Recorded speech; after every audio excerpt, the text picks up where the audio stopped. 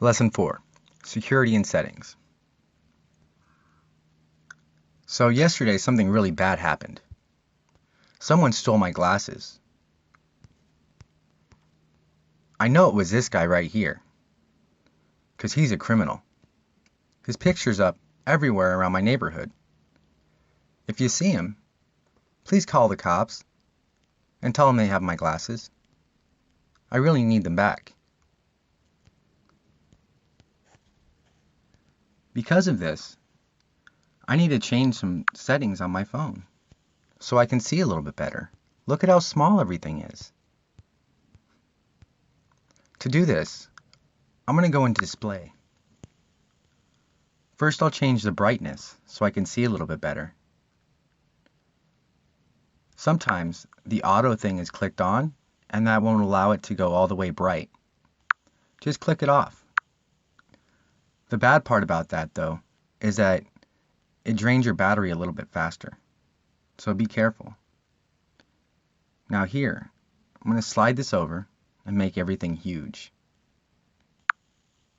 Much better. On a lot of phones, it doesn't have a sliding thing though. It'll just have an option that says huge, medium, or small.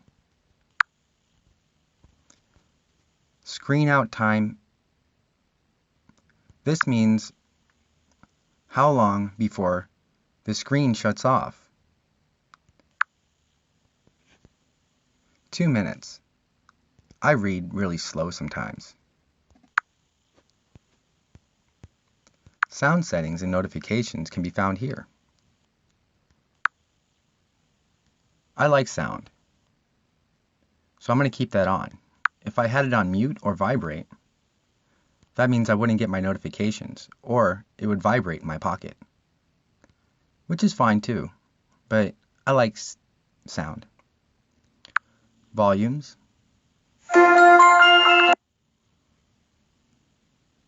Ringtones. I can change my ringtones over here.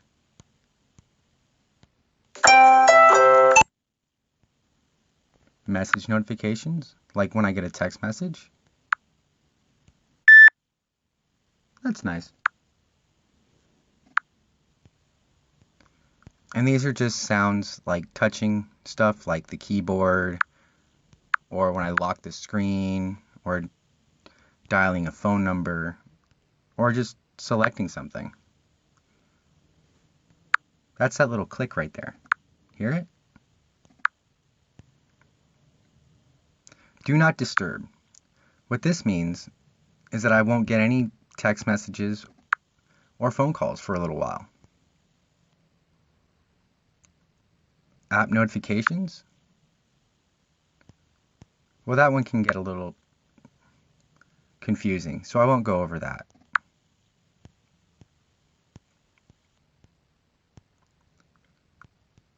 Here's where I could change my wallpapers if I wanted to. That one doesn't work very well on this phone though.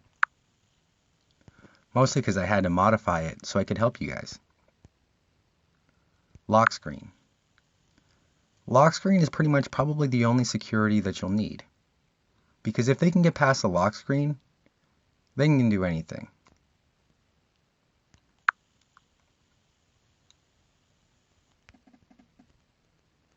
I usually go with the patterns.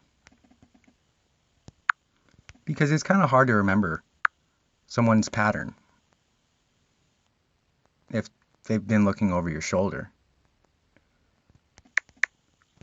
And as a backup, just in case I forget a pattern, I just use my birthday.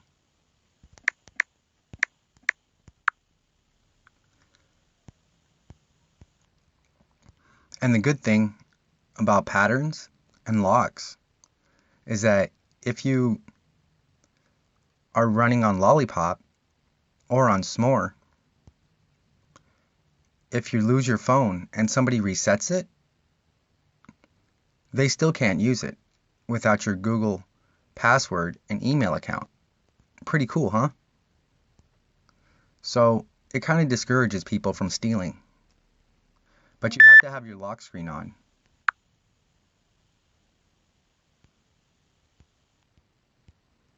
Right over here, it tells what kind of information you want to show on your lock screen.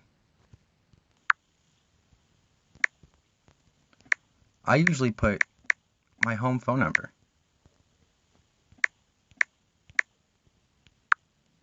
That way, if somebody finds my phone, they can call. Every once in a while, some people do. This is very important. Keep that off. What that means, the unknown sources, is that you could install applications from something besides the Google Play Store, and that can be very dangerous. The reason why is this guy. He made all sorts of stuff, like this one right here. What this is it's a video player, or it says it's a video player anyway. On the internet, the browser, like this, that,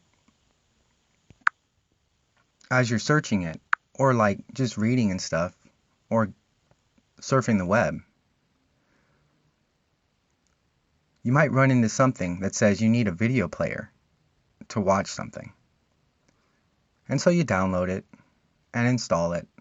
And with that unknown sources thing, it allows you to. But once you install it, all of a sudden, your phone completely locks up. And the only thing it'll do is pull this screen up and tell you need to go to the store and buy a prepaid debit card so you can pay them $200 to get your phone back. If that happens to you, I suggest you go directly to your local computer store, repair shop. It's an easy fix for professionals. But in order to avoid that, just keep that little setting off. And this one is an ad. It says your phone has been detected with viruses or spyware, and please download something to fix it. Well, it's lying. It's just an ad. It wants you to install some new security app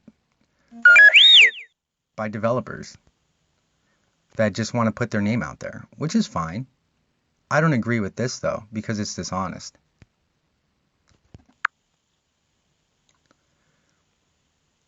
In truth,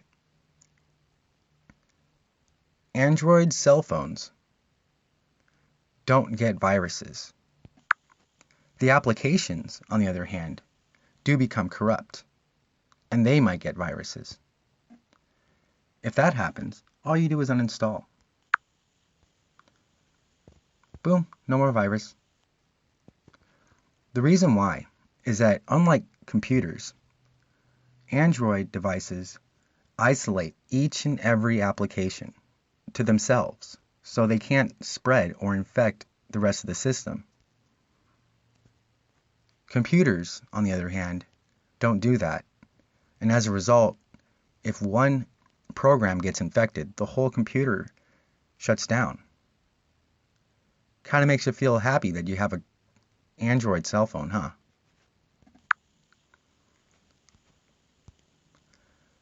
The last thing I want to go over is spyware. Usually what spyware is it's a parent app, for monitoring children. The parent would install an application onto the child's cell phone and have an application on their cell phone to watch things like the text messages and phone calls that are coming in or going out. Anything besides parenting makes that illegal, very illegal.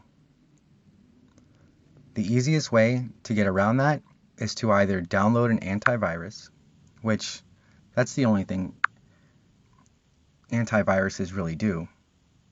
They protect against malware or maybe some illegal applications.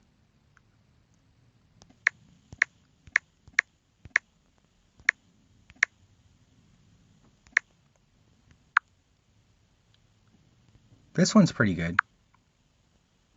It's basic and it actually helps a lot. but you don't always need it, and it takes up a lot of space. So be mindful of that. Like I said, you can get through everything without one, to be honest with you. But if you feel more comfortable with one, it might be a good idea to get it.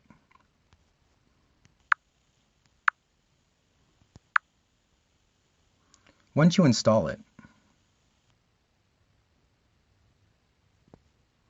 you'll be able to open it up and just tap search. And if everything's good, you're good. Sometimes it might say things like performance and they want you to download a performance application. That's usually just spam. I'll go over performances in the next video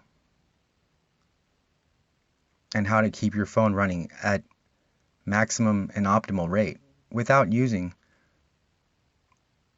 other applications to do that, because those applications usually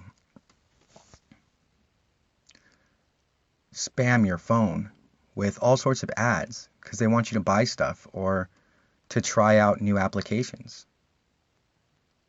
And that's not really cool, especially when you could do everything yourself manually. It saves you a bunch of time and helps keep your phone really healthy. If you're really worried that somebody's monitoring your phone calls and text messages though, or breaking into your email accounts, I suggest getting hooked up with Google's security. You can do that by going into Accounts, tap on your Google, tap in here on Sign In and Securities, and you can monitor it over here.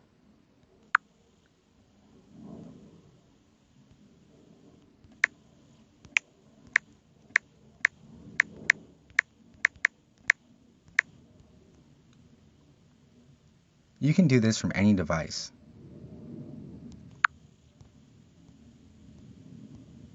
You can change your password right here.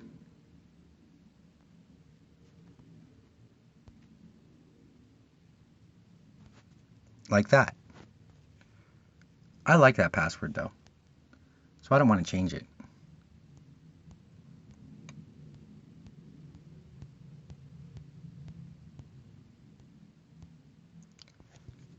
You could also see what phones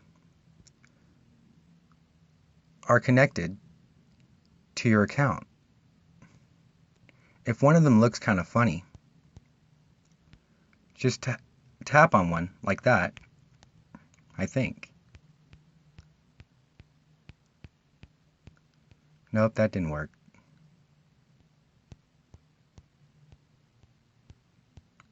Ah, that's right. Scroll down here.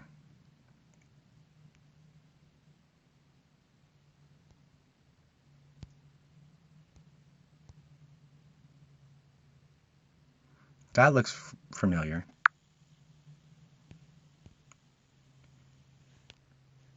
You can also tap that